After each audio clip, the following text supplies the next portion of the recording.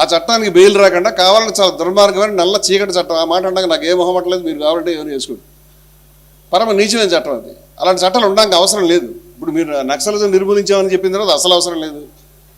ఇప్పుడు మీకు నచ్చని వాళ్ళ మీద పెట్టుకోవడానికి ఉప చట్టాన్ని పెట్టుకున్నారా? మరి మీరు సినిమాల్లో చొక్కా వేసుకుని చొక్కా లేకుండా ఇన్స్పెక్టర్ రోల్స్ అన్నీ వేసుకుంటూ ఆడిని కొట్టుకుంటూ గన్ను బయటకు పోల్చుకుంటూ దానివల్ల పోలీసులు పాడవట్లేదా?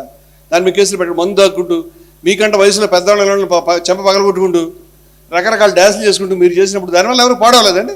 యూత్ ఓన్లీ రావణ్ణి ఎక్కడో హిడ్మా ఎన్కౌంటర్ని ఖండిస్తే మొత్తం మాడిపోయారా? ఏమిటిది? What is this nonsense? NT Rama Rao గారి హయాంలో పింగళి దశరథరావుని చంపేశారు. దశరథరామ హత్యలో రామారావుకి సంబంధం ఉందా? చంద్రబాబు నాయుడు సంబంధం ఉందా? లేదా? ఎందుకంటే కేసులన్నీ క్లోజ్ అయినాయి, వాటి మీద కేసులు నడిచినాయి, వాటిని ఏదో రకంగా క్లోజ్ అయినా ఆ విషయాలన్నీ ఇప్పుడు చెప్పుకుంటే వేస్ట్. ఇలాంటి ఒకటి రెండు విషయాలు మినహాయిస్తే రామారావు గారు జోవెల్గా తీసుకునే సందర్భాలు ఎక్కువ ఉన్నాయని నాకు గుర్తు. ఈ స్థాయిలో ఒక మనిషిని ఒక కేసు తర్వాత ఒక కేసు, ఒక కేసు తర్వాత ఒక కేసు పెట్టే విధంగా వ్యవస్థల్ని దిగజారిస్తే ఈ దేశం ఎక్కడికి పోతుందని నేను అడుగుతున్నాను.